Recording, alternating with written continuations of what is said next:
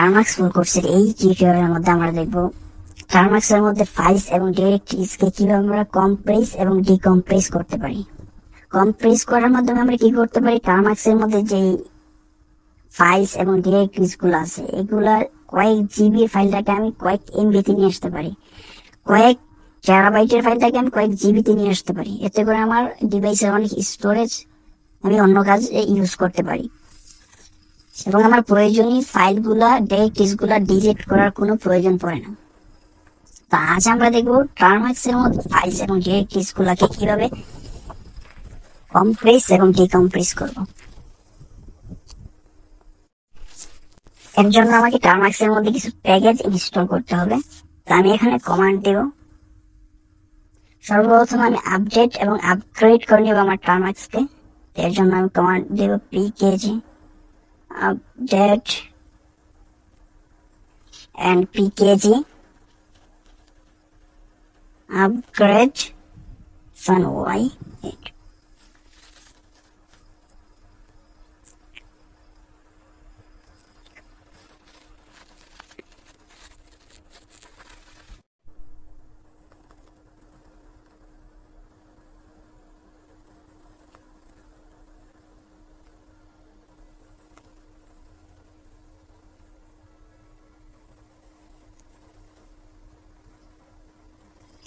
Update এবং upgrade হওয়ার পর আমি এখানে ইনস্টল করে নিব জিপ। এর জন্য আমি এখানে কমান্ড দেব pkg install zip।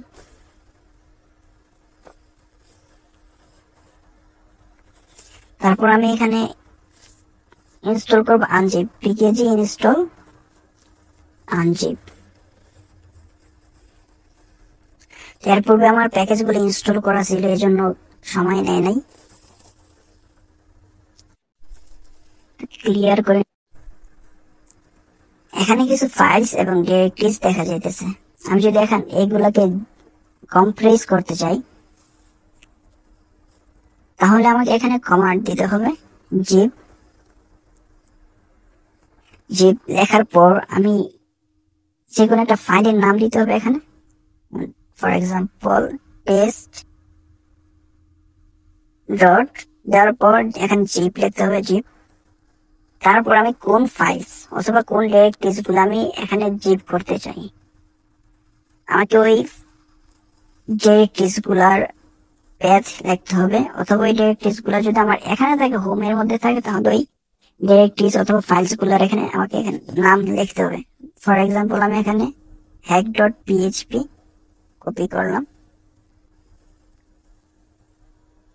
পেস্ট করে স্পেস, তারপর hack.html কপি করে এখানে পেস্ট করলাম। তারপর আমি এখানে hack.txt কপি করে এখানে পেস্ট করলাম। তারপর আমি যদি এখানে এন্টার করি, এন্টার করলাম, এন্টার করার পর ls, এখানে আমি একটা জিপ ফাইল দেখতে পারতেছি যার নাম হচ্ছে test.zip। এইটা আমাদের কি হয়েছে, এই ফাইলস গুলো test.zip এর মধ্যে কম্প্রেস হয়ে এখানে আছে। যদি আমি এই ফাইলস গুলো রিমুভ করে দিই, rm এরপর hack.txt, তারপর ছিল hack.php, তারপর hack.html। এখানে যদি আমি এন্টার করি ls, এই ফাইলস গুলো যে ফাইলস গুলো আমি রিমুভ করছিলাম এই ফাইলস গুলো শো করতেছে না, কিন্তু এই ফাইলস গুলো আমার জিপ ফাইলের মধ্যে কম্প্রেস হয়ে এখানে আছে। তো এই ফাইলস গুলা যদি আমার আবার পুনরায় প্রয়োজন পড়ে তখন আমাকে কি করতে হবে, ফাইলস গুলা ডিকম্প্রেস অর্থাৎ আনজিপ করতে হবে। এখানে আমি আনজিপ করার জন্য কমান্ড দেব unzip লিখে test.zip, পেস্ট, এন্টার। এক্সট্রাক্ট হয়ে গেছে, এখানে দেখতে পারতেছি ls। ls দেওয়ার পর আমরা পুনরায় দেখতে পারতেছি hack.html, hack.txt, hack.php ফাইলস গুলো শো করতেছে। এভাবে চাইলে আপনি আপনার ফাইলস ডিরেক্টরিজ গুলাকে কম্প্রেস এবং ডিকম্প্রেস করতে পারেন টারমাক্স এর সাহায্যে, এবং পরবর্তীতে এগুলা ইউজ করতে পারেন আপনার প্রয়োজন অনুযায়ী।